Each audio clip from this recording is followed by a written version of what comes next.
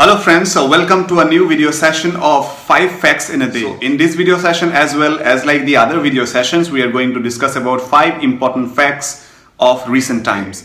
So without wasting any time, let's start today's video session. Kuno National Park is a national park that is situated in Shivpur district of Madhya Pradesh, right? तो recently government ने कुछ initiatives लिया है चीता को चीता को preserve करने के लिए. So as a result of that government ने लास्ट ईयर नामीबिया से 8 चीता इंपोर्ट किया था एंड दिस ईयर फरवरी साउथ अफ्रीका से हम लोगों ने टोटल 12 चीता इंपोर्ट किया और इन सभी चीता को कहां पे प्लेस किया गया है, शिवपुर डिस्ट्रिक्ट में जो है कुनो नेशनल पार्क, उसमें उन लोगों को प्लेस किया गया है, यानी कि रखा गया है या फिर प्रिजर्व किया गया है, राइट. रिसेंटली यहाँ पे कुछ अनएक्सपेक्टेड सिचुएशन ऑकर हुआ क्योंकि इनमें से 2 चीता क्या हो गया, ये पर्टिकुलर नेशनल पार्क से निकल के जो नियर बाय जो एरियाज है उसमें घूमने लगा है और उसको डिटेक्ट करना या फिर पकड़ना अब तक पॉसिबल नहीं हो पाया. और ये जो 2 चीता बाहर घूम रहा है, दोनों का नाम है उबान एंड आशा.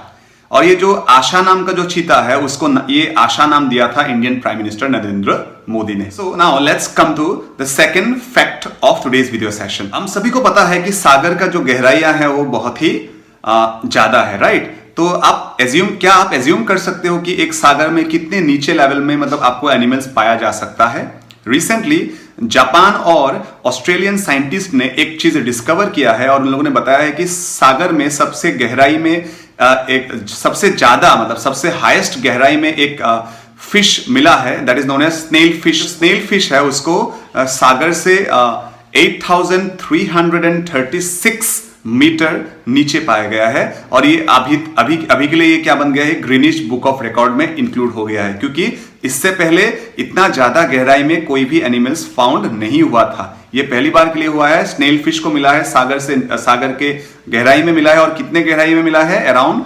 8336 मीटर गहराई में इसको मिला है और इसीलिए ये अभी क्या बन गया है, फिलहाल के लिए ग्रीनिश बुक रिकॉर्ड में ये इसको इंक्लूड कर दिया गया है. So now let's come to the third fact of the day.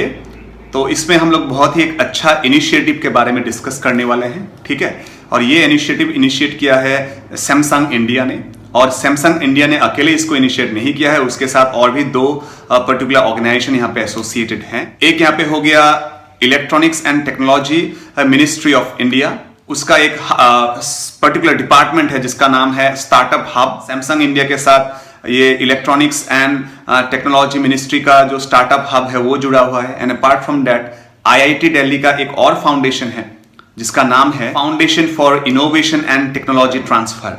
तो यानी कि ये तीनों एक ट्रायो है एक्चुअली, सैमसंग इंडिया और उसके बाद startup hub of India which is a department under technology electronics and technology ministry and apart from that IIT India का एक नाम क्या है, foundation for innovation and technology transfer. इन तीनों ने मिलके एक इनिशिएटिव लिया है लास्ट ईयर. उस इनिशिएटिव का नाम है सॉल्व फॉर टुमारो. ओके, तो ये एक ऐसा इनिशिएटिव है, ऐसा प्लेटफॉर्म है जहां पे यूथ को इनवाइट किया जाता है विद देयर ग्रेटर इनोवेशन और इनोवेटिव आइडियाज, जहां पे वो लोग अपना इनोवेशन दिखा सकते हैं, डिस्कवरी दिखा सकते हैं, कुछ इंपॉर्टेंट प्रॉब्लम जो सोसाइटी में एग्जिस्ट हो रहा है जिसका सोल्यूशन अब तक निकाल नहीं पाया गया है, उसके बारे में वो लोग मतलब जो भी सोल्यूशन है उसको निकालने की कोशिश करते हैं. ऐसा एक प्लेटफॉर्म डेवलप किया गया है जो कि इंडियन यूथ्स के लिए बहुत मतलब बेनिफिशियल है, बहुत ही एनकरेजिंग एंड मोटिवेटिंग है, ये चीज हम लोग कह सकते हैं.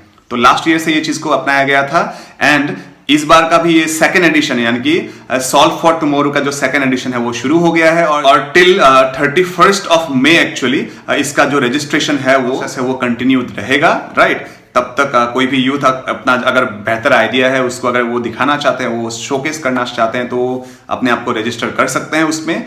और जो 3 फाइनलिस्ट बनेगा, जो 3 ग्रुप यहाँ पे फाइनल में पहुंचेंगे, उन लोगों को 1.5 CR ईच ग्रुप को प्रोवाइड किया जाएगा टू एग्जीक्यूट देयर आइडियाज. उन लोग का जो भी आइडियाज है उसको एग्जीक्यूट करने के लिए हर एक ग्रुप को कितना प्रोवाइड किया जाएगा, 1.5 CR करके प्रोवाइड किया जाएगा. So now let's come to the fourth fact of the day.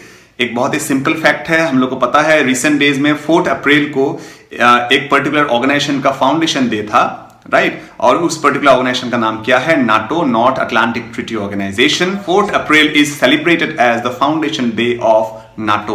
Okay, let's come to the fifth and the last fact of the day. This is also related with the fourth fact. Actually हम लोगों ने NATO के बारे में discuss किया था, और जो ये फाउंडेशन डे सेलिब्रेट हुआ रिसेंटली 4 अप्रैल को, उसी दिन क्या हुआ, एक नया कंट्री ने नाटो ज्वाइन किया है, और उस नया कंट्री का नाम क्या है, Finland. And Finland has become the 31st country members of NATO organization, that is what, North Atlantic Treaty Organization. So that's all for today's video session. So I hope this video session will be helpful for you. So we will meet in the next video session. Till then, thank you everyone for watching these videos. Take care. Goodbye.